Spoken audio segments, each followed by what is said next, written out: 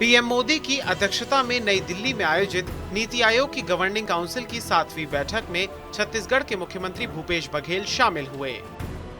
इस दौरान मुख्यमंत्री ने बैठक से संबंधित एजेंडा बिंदुओं के अलावा प्रदेश से जुड़ी कई योजनाओं और विषयों पर अपनी बात रखी। बैठक में पीएम मोदी ने छत्तीसगढ़ की गोधन न्याय योजना का भी जिक्र किया।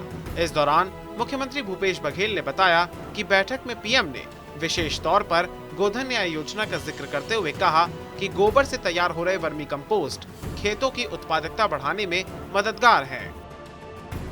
साथ ही उन्होंने कहा कि किसानों के हित में ये अच्छी योजना है। छत्तीसगढ़ के मुख्यमंत्री भूपेश बघेल ने कहा कि पिछले 3.5 वर्षों में नीति आयोग ने प्रदेश के आकांक्षी जिलों के बेहतर प्रदर्शन की सराहना की है, लेकिन राज्य में संसाधनों की समस्याएं अभी भी बरकरार हैं, जिनका समाधान होना चाहिए। उन्होंने बताया कि छत्तीसगढ़ अनाज उत्पादन के क्षेत्र में आत्मनिर्भर है। ऐसे में फसल विविधीकरण को बढ़ावा देने के लिए राजीव गांधी किसान न्याय योजना, मुख्यमंत्री वृक्षारोपण प्रोत्साहन योजना लागू करने के साथ ही छत्तीसगढ़ मिलेट मिशन का गठन किया गया है। इस दौरान सीएम बघेल ने सुझाव दिया कि फसल विविधीकरण एवं दलहन तिलहन का उत्पादन एवं उत्पादकता बढ़ाने के लिए फ्री ब्रीडर सीड कृषि अनुसंधान संस्थानों के जरिए से उपलब्ध कराया जाना चाहिए। इसके साथ ही राष्ट्रीय शिक्षा नीति के क्रियान्वयन के संबंध में मुख्यमंत्री बघेल ने बताया कि प्रदेश में इस दिशा में कई महत्वपूर्ण कदम उठाए गए हैं, जहां स्वामी आत्मानंद उत्कृष्ट अंग्रेजी माध्यम स्कूल की स्थापना सहित अच्छी क्वालिटी के उपकरण, शैक्षणिक गतिविधियों का संचालन किया जा रहा है। वहीं नगरीय प्रशासन पर चर्चा करते हुए सीएम बघेल ने कहा कि छत्तीसगढ़ ने लगातार 3 वर्षों से प्रदेश स्वच्छ सर्वेक्षण में बाजी मारी है। प्रदेश के शहरी क्षेत्रों में ठोस अपशिष्ट प्रबंधन में बेहतर काम किए गए हैं। उन्होंने सुझाव दिया कि शहरों के निकट स्थित ग्रामीण क्षेत्रों और 20,000 से कम आबादी के शहरों में मनरेगा लागू किया जाए। इसके अलावा उन्होंने बैठक में जीएसटी क्षतिपूर्ति का भी मुद्दा उठाया। उन्होंने कहा कि जीएसटी कर प्रणाली से राज्यों को राजस्व की हानि हुई है।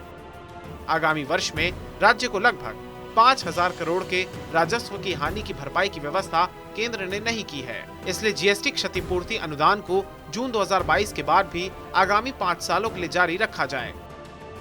इसके साथ ही उन्होंने कहा कि बीते 3 सालों के केंद्रीय बजट में छत्तीसगढ़ को केंद्रीय करों में हिस्से की राशि 13,089 करोड़ रुपए कम मिली है, जिससे राज्य के संसाधनों पर ज्यादा दबाव की स्थिति बनी हुई है।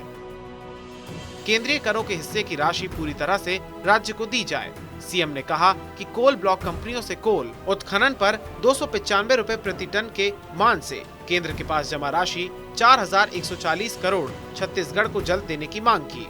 उन्होंने कहा कि राज्य का लगभग 65% खनिज राजस्व का हिस्सा प्रदेश में संचालित लौह अयस्क खाने हैं। रॉयल्टी दरों में संशोधन राज्य के वित्तीय हित में जरूरी है। सीएम ने कोयला एवं अन्य मुख्य खनिजों की रॉयल्टी की दरों में बदलाव का अनुरोध किया। इस दौरान सीएम बघेल ने कहा कि आंतरिक सुरक्षा पर होने वाला खर्च केंद्र शासन द्वारा वहां किया जाना चाहिए। नक्सलियों के लिए राज्य में केंद्रीय बलों की तैनाती पर हुए सुरक्षा खर्च का 11,828 करोड़ रुपए केंद्र सरकार द्वारा वहन करते हुए प्रदेश को इस बकाया से मुक्त किया जाए।